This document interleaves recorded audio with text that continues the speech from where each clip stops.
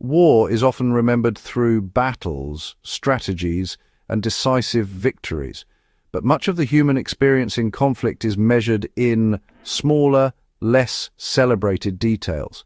One of these overlooked realities is the simple leather boot. Soldiers across the globe depended on their boots not just for mobility, but for survival. A poorly treated pair could mean frostbite, trench foot, or the inability to march at all. Yet what many histories gloss over is how soldiers learned, often through trial and error, methods for treating and preserving leather in conditions that would destroy ordinary footwear. These treatments, refined in the crucible of World War II, are not relics. They remain effective today for anyone facing extreme cold, wet, or mud-saturated conditions. Leather fails quickly if it isn't kept flexible and dry, especially in sub-zero environments. Military history records thousands of cases of entire companies slowed or immobilized by waterlogged boots. In the Eastern Front, German soldiers marching into the Soviet winter faced temperatures far below freezing. Leather soaked with snow or sleet stiffened and cracked, turning what was supposed to be a protective covering into a hazard. Similarly, British and American troops in Italy or the Ardennes reported boots that soaked through in hours, often because soldiers underestimated the importance of routine maintenance in wet conditions. These failures were rarely caused by defective boots, but by improper treatment and a lack of knowledge about leather's physical limitations. Oiling leather was not a uniform practice, yet it actually saved thousands of soldiers from injury.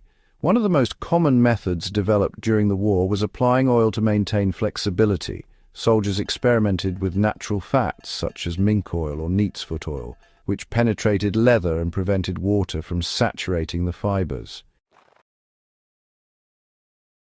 Applied lightly and evenly, oil prevented leather from stiffening in the cold and allowed boots to retain grip on ice or snow. However, over-application could weaken seams or attract dirt, demonstrating the delicate balance required. Manuals from both German and American armies emphasized that oiling had to be paired with careful drying. Boots left to sit in an oily, wet state would deteriorate faster than untreated leather. Drying leather required patience, but improvisation kept troops moving.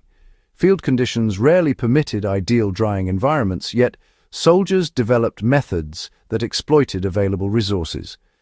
In the Pacific Theater, American troops used warm rocks near campfires to slowly dry jungle-soaked boots, while avoiding direct flames that could scorch leather. In Russia, German soldiers, would often stuff their boots with straw to absorb moisture and help maintain the shape overnight.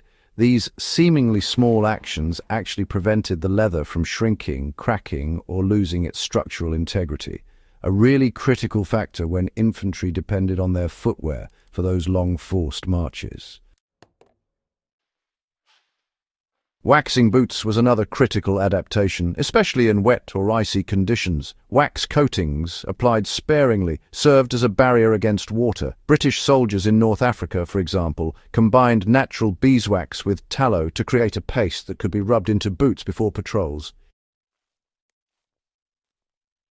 This treatment repelled light rain or snow and created a sort of semi-rigid surface that resisted punctures and abrasions. Importantly, waxing required follow-up care. Repeated exposure to moisture meant you had to reapply, or the leather would dry internally and crack. Historical records actually note that units who disciplined soldiers to maintain waxed boots experienced fewer cold weather injuries and, managed to maintain operational mobility in those wet campaigns.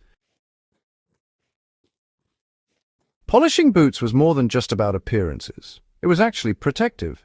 Fine-grained, wax-based polishes would smooth out leather surfaces, closing up those tiny micro-fissures that could let water sneak in.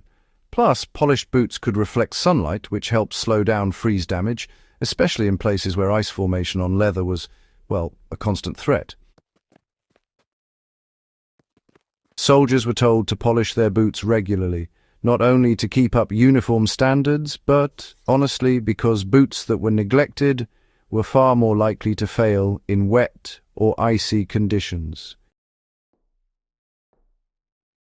Boots could actually be hardened in a strategic way for icy conditions, and this could be done without causing them to crack.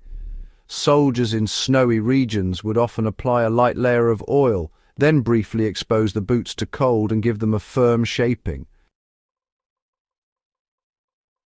This process, allowed boots to maintain their form even under frozen conditions, while still keeping enough flexibility so that soldiers could walk. Field diaries from both Soviet and German units actually report that treatments like these reduced incidents of leather splitting along the toe or heel, especially during those forced marches across frozen rivers or through snow-laden forests. Improvised waterproofing with local materials, well, it really saved lives in those extreme conditions. When standard treatments just weren't available, soldiers had to rely on their own ingenuity. For example, in North Africa, British units dipped their boots in paraffin wax when natural oils ran out. On the Eastern Front, some troops would coat their leather boots with thin layers of pine resin or even vehicle grease to help repel water. These improvisations were risky.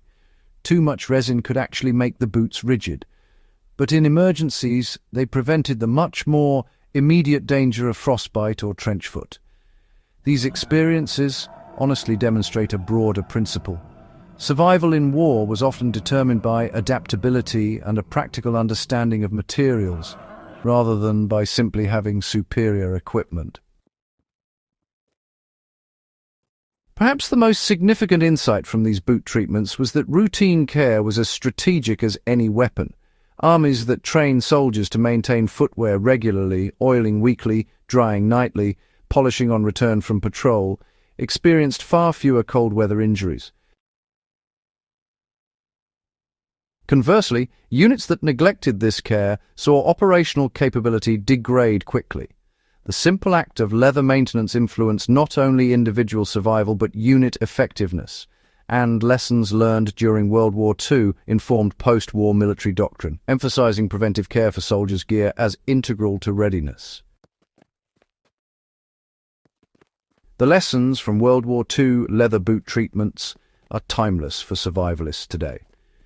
The effectiveness of oiling, drying, waxing, polishing, hardening, and improvised waterproofing illustrates a fundamental principle: knowledge of materials, environmental conditions, and disciplined maintenance can outweigh even superior technology. Modern survival gear may rely on synthetics, but leather still remains relevant in so many contexts, from historical reenactments to extreme cold weather expeditions. Applying these historically validated methods can actually prevent injuries, prolong the life of your footwear, and, enhance mobility in harsh conditions. What these stories reveal is the continuity of human ingenuity. Soldiers confronted with relentless environmental hazards developed practical solutions that remain valid even decades later. Understanding these lesser-known aspects of wartime survival enriches our grasp of history. It reminds us that battles are not only fought with guns or strategy, but with patience, attention to detail, and mastery over the ordinary materials that soldiers relied on daily.